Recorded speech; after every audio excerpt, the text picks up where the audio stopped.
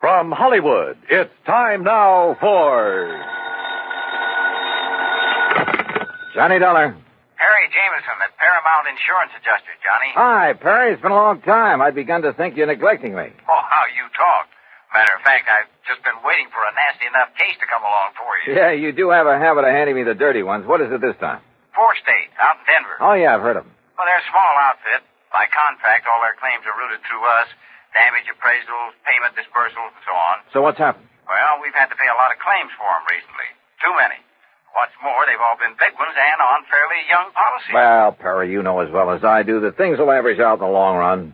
Unless something's wrong. $60,000 on one policy, $35,000 on another, $70,000, and a cool $150,000 on one just last week. Shoot. And the beneficiary in each case has been the same man. Then no wonder you... Just leave the door open, Perry. I'll be right over.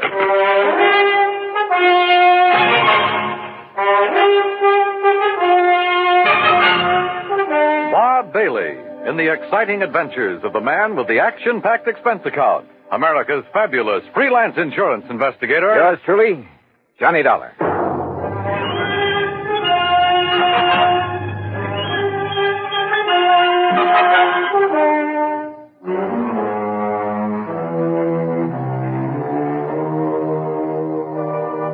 Expense account submitted by Special Investigator Johnny Dollar.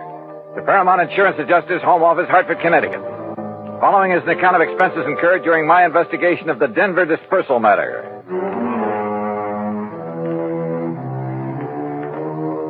Expense account item 1, $1.10 for the cab that took me over to Perry Jameson's office at Paramount. True to form, the door was wide open for me.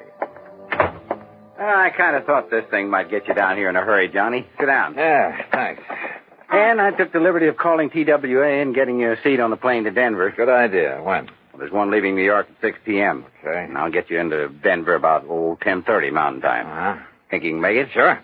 Charge your expenses to us. That's the deal we have with 4-State. All right. And the man to see you out there, it's almost a one-man outfit, his name is William Whitney. Got it. Now, look, Perry, I've been thinking on the way over here. Woo, wonders will never cease. Thanks, pal, but how well do you know this man, Whitney? Maybe he's in cahoots with this big beneficiary, this Don Ricardo? Is that his name? Yeah. Such things have happened. No, Johnny, you're wrong. Poor old Willie Whitney's a mild, timid milquetoast. His wife, an ex-chorus girl who probably thought he had money. Well, you can be sure she's the one who wears the pants in the family. Willie would cringe at the thought of hurting a fly. Well, it was an idea. I don't blame you, but no, forget it. Well, what makes you so sure something's wrong? Well, I didn't say I was, but $215,000 to one beneficiary in a period of only 3 months. Well, I just want to be sure it's okay. And I called you in because I am willing to pay to make sure. No, don't worry, Perry. You will.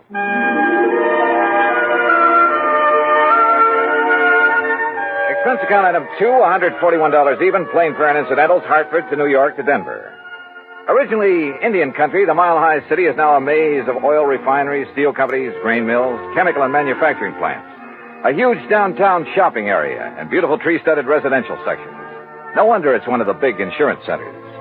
Item 3, $2 even for a cab into town where I park myself at the world-famous Brown Palace Hotel. Item 4, 10 cents, phone call to an old newspaper pal from back east who is now working on the Denver Post. Pete Packard. Johnny Dollar, Pete Packard. Okay, what's the story? Johnny Dollar, hey, how are you, Keith? Great. You gonna be here long? We gotta get together. Where you staying? The Brown Palace. Now, Pete. look, you want us to dig up a couple of dates? We'll go out on the town. Remember the last time we tied one on together? Oh, are you kidding? I had such a headache the next morning, it hasn't left me yet. Well, Hey, look, listen. Keith, I get away from the desk at 2 a.m. No, you look. Huh? I'm out here on a job, insurance investigation. Did you ever hear of a man named Don Ricardo? You know Don Ricardo? No. What do you know about him? Well, they say, now mind you, I don't know for sure, Keith, but don't forget I did a hitch on the Chicago Sun-Times a few years back. What's that got to do with Don Ricardo? It was back in the days of the Capone mob. Oh. And Don Ricardo, well, mind you, nobody was ever able to pin anything on him. Yeah, I see what you mean. Where does he live, Pete? 20 to 30 miles east, the other side of Golden, a little place called Millville. Uh-huh. Now, mind you, Keith, I don't want to really say anything against him. I mean, if I don't seem to be really telling you anything about it... Pete, well, I think you've told me plenty. Well, now listen, Keith. Thanks, and I'll be talking to you. It was late, and I was tired, but I went downstairs to the cocktail bar, and with the help of a big fat tip for a nightcap, got some more lowdown on Don Ricardo. The bartender talked plenty. Yeah, it seems Ricardo was living the life of Riley in the little town of Millville. Lovely home, expensive cars, threw a lot of big, gaudy parties. And always for people from out of town, mostly Chicago or Miami Beach. Yeah, the bartender talked plenty. Until he spotted a lean, well-dressed, rather too well-dressed man sitting alone at one of the tables watching him. A man who'd somehow forgotten to take off the light gray hat that shaded his features and slightly narrowed eyes. The bartender clammed up. I paid for my drink, that's item 5, and was conscious of being watched closely as I casually sorted out and took the elevator up to my room. First thing in the morning, I looked up the address of 4th State. Instead of the striking new mile-high center as I'd expected, it was a dingy old office building on South Broadway. William Whitney looked a little old and dingy himself. Johnny Dollar? The special investigator? That's right, Mr. Whitney. Oh, well, sit down, won't you? All right, thanks. Just here on a visit? I'm here because the insurance adjusters are concerned about some recent claims they've had to pay on policies issued by you. We've been very unfortunate lately, Mr. Dollar. Yeah. $215,000, unfortunate. On only 4 policies. Yes, and all paid to the same beneficiary by some odd coincidence. You sure it was coincidence? Who were the policyholders? By some old miners living over near Golden. Old miners insuring for those amounts? Yes, sir. They were all able to pay the premium. Give me their names. Yes, sir. Unless I'm cockeyed, there's something wrong with this whole thing, and I intend to find out what it is. The policies were issued in good faith, and the premiums paid. But I agree with you, sir, and I'm terribly concerned. I'm glad you're here, sir. It will not only save the company a lot of money, but it will take a great load off my mind. Here's the list. Yeah. Do you know the beneficiary, this Don Ricardo? Only through seeing him when I've given him the checks. Barno, Mulligan, R. Smith, and J. Smith.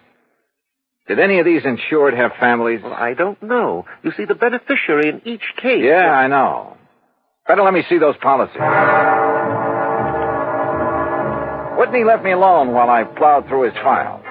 Satisfied, at least, that the policies themselves were okay, I finally left him, hailed a taxi, and told the driver to head for the town of Golden. As we pulled away from the curb, a small black foreign car in the next block swung around and appeared to follow us. And I wondered. But then it cut off at an intersection, and I decided I was imagining things. Until we pulled up at one of the addresses Whitney had given me in Golden, a ramshackle, unpainted old frame house on the edge of town. I told the driver to wait for me and walk up to the front door.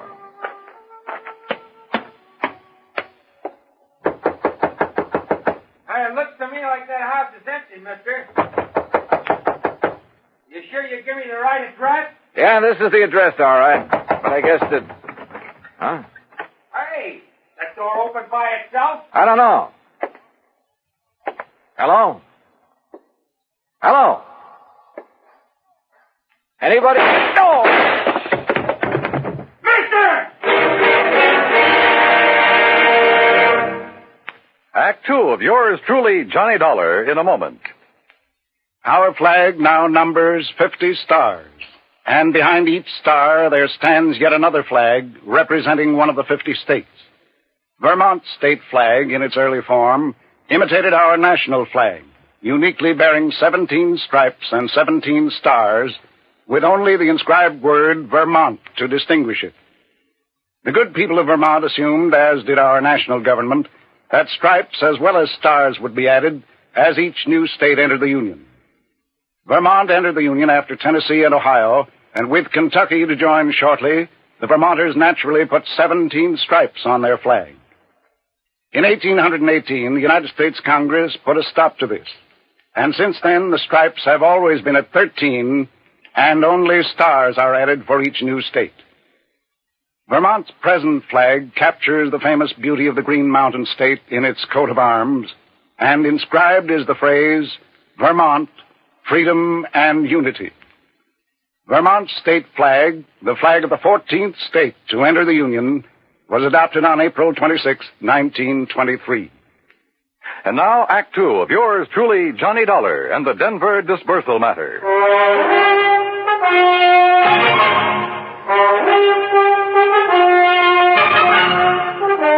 The old house at the edge of Golden, Colorado looked empty, but I knocked anyway. You sure you give me the right address, mister? Yeah, driver, this is the address, all right. But I guess that... Huh? Hey, that door open by itself? I don't know. Hello? Hello? Anybody? Oh! Mister! Mister. Go back. Get away from this open door. But you're hurt. Your neck, you're bleeding to death. Stay down. Barely nicked me. I'm all right. Holy cow. I thought you was a goner. Here, let me help you. You'll need help if you don't stay out of his line of fire. Well, who was it? You see anybody? Hey, listen. Yeah, that's a car pulling away from the back. Get a look at it. Well? I can't tell. That dusty side road back there. Looks like a little one, though. Foreign car? Too far away now. I can't tell. But it's black. All right, come on. We're getting back into your cab. Yeah, I'll get you to a doctor. No, I'm okay. You know where Millville is? Sure, a few miles east. It's an old mining... Come on. You know where Don Ricardo lives? For sure, You want to go there? Does he own a small black foreign car? Yeah, real expensive job. I've seen him in town. But, mister, Come on, because I'll lay odds he's the one who fired those shots. You mind if I drop you off a few blocks away from his place? The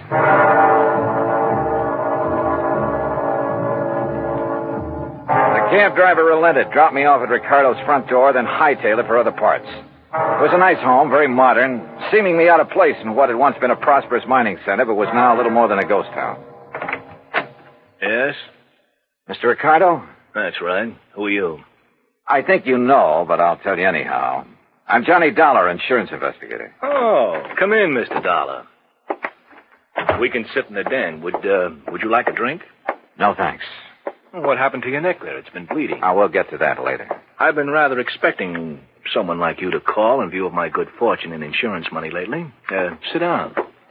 You sure you wouldn't like a drink? Tell me one thing. Yes. Who paid the premiums on those 4 policies that netted you a couple of $100,000? Why, the policyholders, of course. At least, to the best of my knowledge. 4 old broken-down miners? They were still quite active, Mr. Dollar, hoping to find a new vein in some of the old workings in this region. Then maybe you grub-staked them, huh? Well, as a matter of fact, I did. And they promised me a share of whatever they might find. In return, they named me in their insurance policy. Oh, you must have given them plenty. More than a worked-out mine could ever yield. How do you mean? To afford the premiums on those hefty policies. Now, look, Dollar, it was all perfectly legal on the up and up. How old were they? Barno? Bono?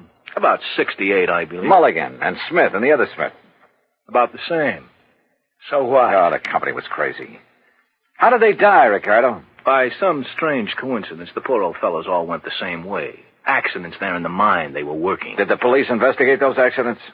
I imagine so. Now, look, Ricardo, as you know very well, I was shot at a few minutes ago. Shot at? At a little isolated house on the edge of Golden. You were a lousy shot. Now, look here. Also, you should have known better than to park that little foreign job of yours in the driveway, at least without washing it down. What are you talking about? That kind of purplish dust it's covered with. Dust? Yeah, I'm talking about the side road back of that house where you tried to plug me. Well? Okay, Dollar. Maybe you're right about the whole thing. So what if I did try to knock you off? Oh, you admit it, huh? Yeah, why not? But since I didn't kill you then... Oh, no, you're not.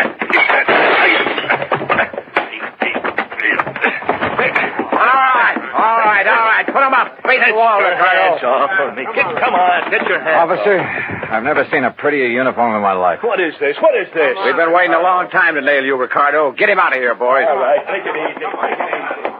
Pete!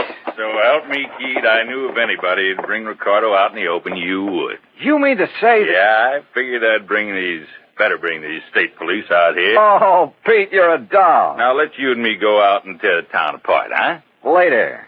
After I finish this job.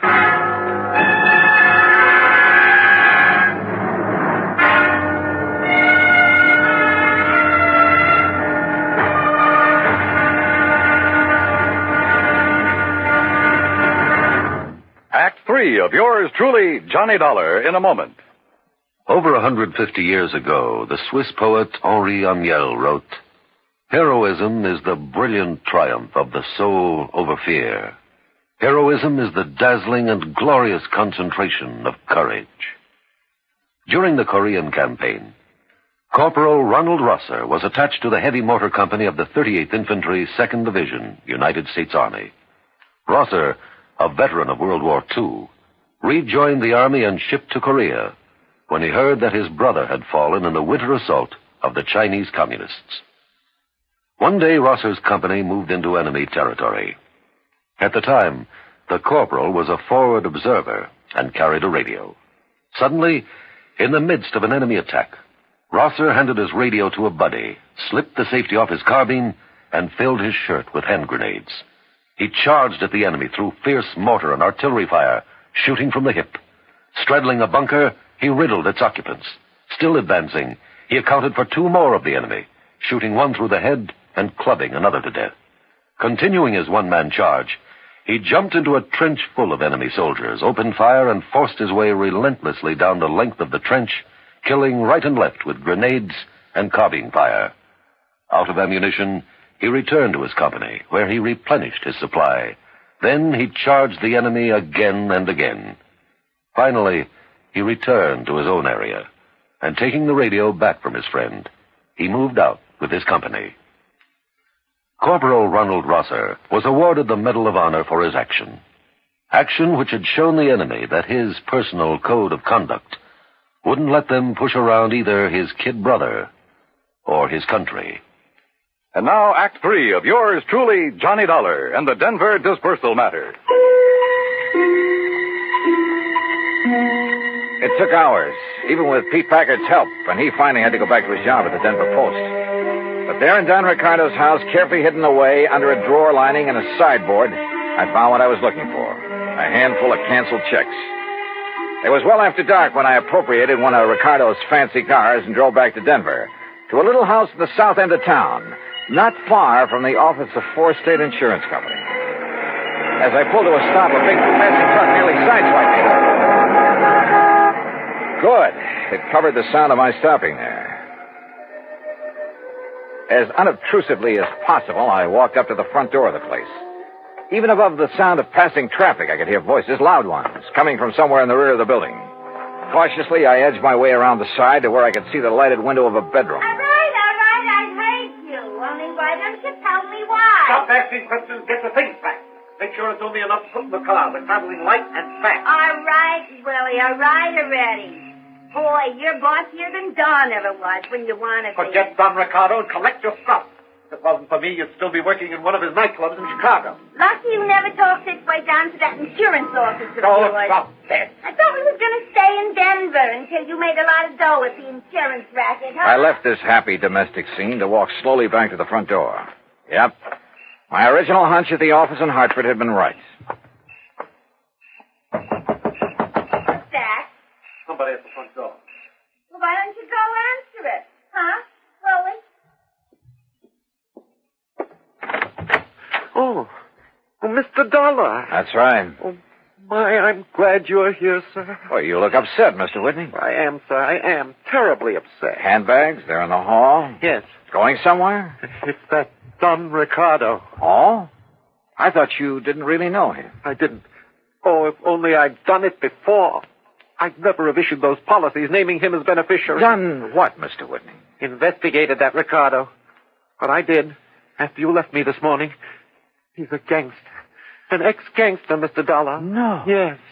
I suddenly realized that in your investigation, you'd investigate him, and he'd think I'd had you investigate him. He'd think I was trying to make trouble for him. Frightened me terribly. And that's why you decided to leave town, huh? Yes, of course. Until this whole thing blows over. He's a dangerous man. He'd stop at nothing. He might even try to kill me. I must leave here immediately. Oh, I wouldn't be too sure of that. Where did you plan to go? Far away, anywhere, where he couldn't find me. And where maybe I couldn't find you. Of course. What? Why did you say that? Well, I was just thinking. This morning when I was going through the files at your office, you left me alone for a while. Yes, I recall that I did. Why? To make a phone call, maybe?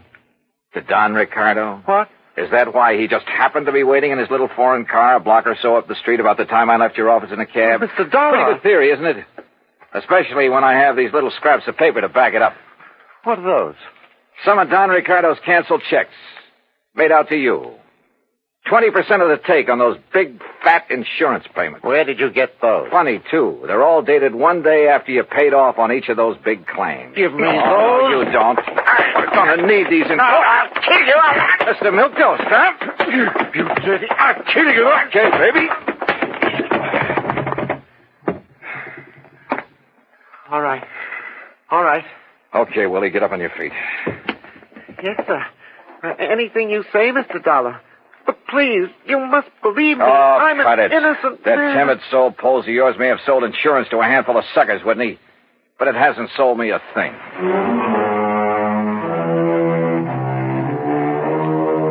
Oh, I suppose you find them in every trade. That still doesn't justify their even being alive, though. Fortunately, in the insurance business, they never get away with it for long. Even a team like Whitney and Ricardo. I wonder if they're sharing the same cell. Expense account, item 6, $10 to the doctor who sewed up my neck. Item 7, $84 for a night on the town with Pete Packard. Strangely enough, I still have a bit of a headache from it. Expense account total, including a little gift to that taxi driver, incidentals and transportation back to Hartford, $391.80. Yours truly, Johnny Dollar.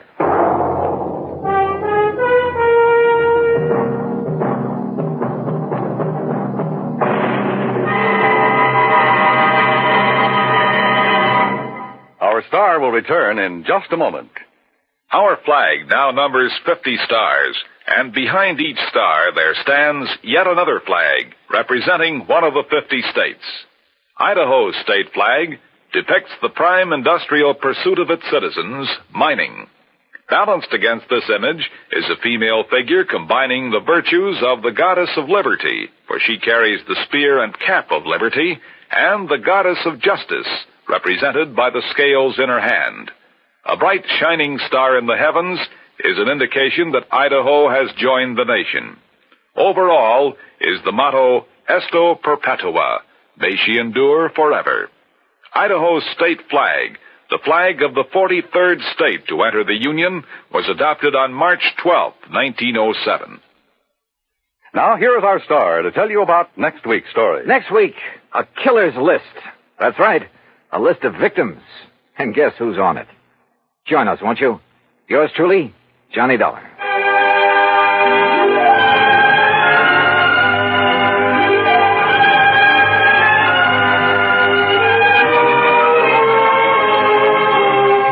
Yours truly, Johnny Dollar, starring Bob Bailey, originates in Hollywood and is produced and directed by Jack Johnstone, who also wrote today's story. Heard in our cast were Virginia Gregg, Forrest Lewis, Barney Phillips, Edgar Beria, Frank Gerstle, and Peter Leeds. Be sure to join us next week, same time and station, for another exciting story of yours truly, Johnny Dollar. This is Dan Cubberly speaking.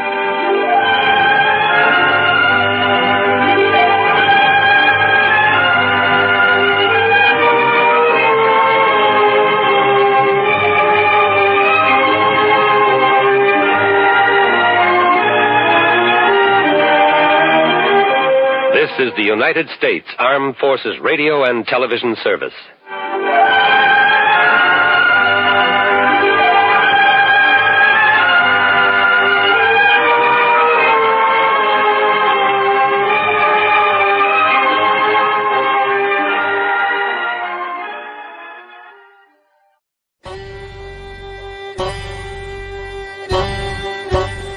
This is Andrew Rhines with OTRWesterns.com, where we stream live old-time radio westerns 24 hours a day, 7 days a week, with a special twist.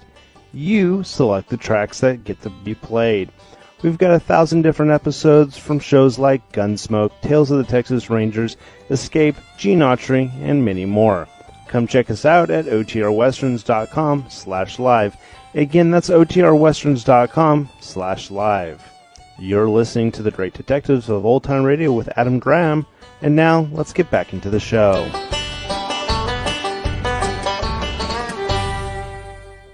Welcome back. Interesting descriptions of Denver worked in. Also like some of the descriptions of what's going on in some of the state flags. It does seem like, Johnny talks about a few bad apples, but even in the Bob Bailey eras, it seems like they've got a ton of, the way the show's written, several corrupt insurance agents, and a lot of them friends of Johnny's. Though I don't think we've heard them as frequently as we did back in 1956 and early 57.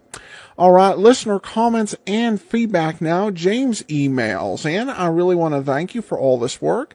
I remember my grandfather talking about these shows, but never heard them myself. I laugh at how racist some of them are. In particular, the Johnny Dollar episode where the assistant was pretty much tried and convicted due to his Soviet last name. Well, James, thanks for the comment, but I want to talk about the point raised in the Wayward Moth matter. Now, I hope I'm not stepping on a joke here, and if I am, I truly apologize. But sometimes things are referred to racist that really aren't racist, and the Wayward Moth matter is definitely not a racist story. It is true that the assistant was under heavy suspicion. Now, it wasn't just because of his last name. It was because of his last name, plus he had worked against the United States back during World War II. However, at the end of the episode, he was exonerated. Now, if he had been guilty after people had convicted him based on heritage, then that would be a racist message. You see anybody with an Eastern Bloc last name, they're all spies. That would have been the message. However, as he was found to be innocent, that would actually be an anti-racist message. The point of the episode would be that you can't follow paranoia or judge people prejudicially. You have to follow the evidence. And you have to give people the benefit of the doubt and follow reasonable processes to arrive at the truth.